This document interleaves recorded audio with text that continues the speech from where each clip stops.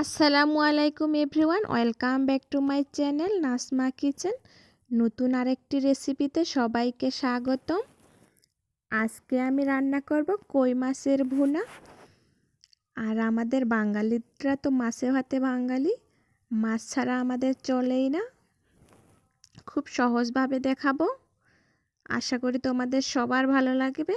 ভিডিওটির স্কিপ না করে পুরো ভিডিওটা দেখতে থাকুন। এইখানে আমি 500 গ্রামের মতো কই মাছ নিয়েছি।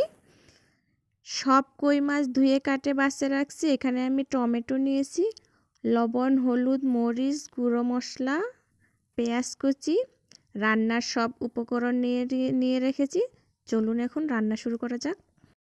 এইখানে আমি নিয়েছি হলুদ, লবণ, শুকনো মরিচের গুঁড়ো, আদা বাটা, রসুন বাটা, ধনিয়া গুঁড়ো, জিরা গুঁড়ো, সব এখন পানি দিয়ে মিশিয়ে নেব জুসের মতো করে। 2 মিনিট ধরে ভালোভাবে নাড়তে থাকব। সব মশলা একবারে মিশিয়ে নেব। এইভাবে মাছের ভুনা করলে কিন্তু খেতে বেশি মজা লাগে। অনবরত নাড়তেই থাকব। এরপর চুলায় প্যান বসিয়ে আগুন জ্বালিয়ে দিলাম। প্যানে সয়াবিন তেল দিয়ে দিলাম। তোমরা চাইলে সর্ষে তেল দিয়েও করতে পারো। পেঁয়াজ কুচি দিয়ে দিলাম। পেঁয়াজ ভেজে নিব। পেঁয়াজ ভেজে নিচ্ছি। পেঁয়াজ লাল লাল করে ভেজে নিব। এরপর এখানে একটু আমি হালকা পানি দিয়ে দিব, তাহলে মশলাটা পুড়ে যাবে না। পানি দিয়ে একটু নেড়ে নিচ্ছি।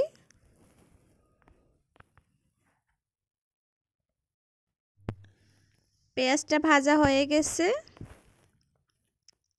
এখন পানি দিয়ে মিশিয়ে রাখা সব মশলাগুলো দিয়ে দিলাম। এখন এগুলো ভুনা করে নেব। কিছুক্ষণ ভাজতে থাকবো।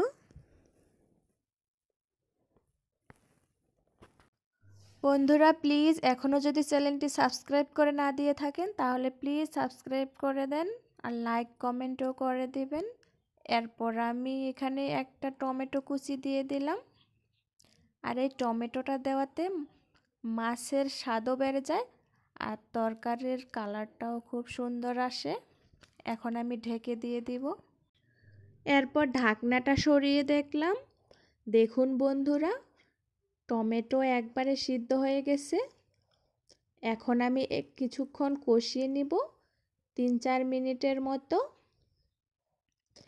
আপনারাও এইভাবে রান্না করে দেখতে পারেন। আর যদি ভালো লাগে এসে অবশ্যই কমেন্টে জানাবেন। আশা করি ভালো লাগবে সবার। এরপর পানি দিয়ে দিলাম, দিয়ে কিছুক্ষণ নাড়ে দিচ্ছি। পানি এইভাবে যখন বলক উঠে পড়বে তখন মাছগুলো দিয়ে দিতে হবে। আমি এখানে কাঁচা মাছই দিলাম। আপনারা চাইলে মাছটা ভেজে নিতে পারেন। আমার কাছে মনে হয় মাছ ভেজে দেওয়ার থেকে এইভাবেই বেশি মজা লাগে। আপনাদের যার যেটা খেতে পছন্দ সেইভাবেই করতে পারেন। একই রেসিপি, শুধু মাছটা একটু তেলে ভেজে নেবেন লবণ হলুদ দিয়ে। এখন ঢেকে দিয়ে দিলাম। মাছ সিদ্ধ হয়ে গেছে। এখন আমি মাছগুলোকে একটু উল্টাপাল্টা করে নেব, নাড়াচাড়া করে দেব। খুব আস্তে আস্তে করে নিতে হবে, মাছগুলো যেহেতু সিদ্ধ হয়ে গেছে খুব আস্তে আস্তে নাড়তে হবে, না হলে নিচে দাগ লেগে যাইতে পারে।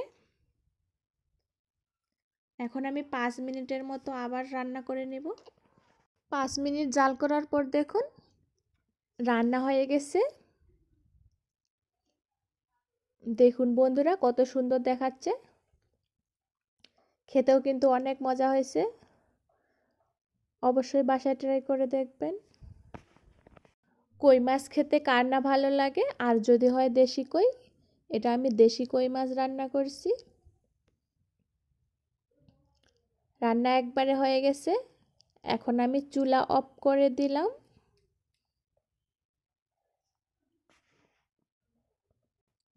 এখন একটা বাটিতে তুলে নিচ্ছি। দেখুন কত সুন্দর কালার এসছে। খেতেও কিন্তু দারুণ হয়েছিল, সবাই পছন্দ করছিল। আমি রান্না করার সময় ভাবছিলাম কেমন হবে রান্না, এখন দেখি অনেক মজা হয়েছিল।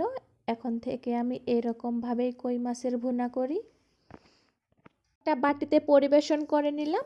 দেখুন কত সুন্দর দেখাচ্ছে।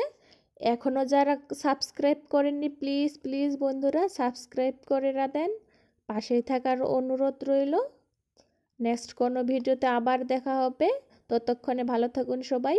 আল্লাহ হাফেজ।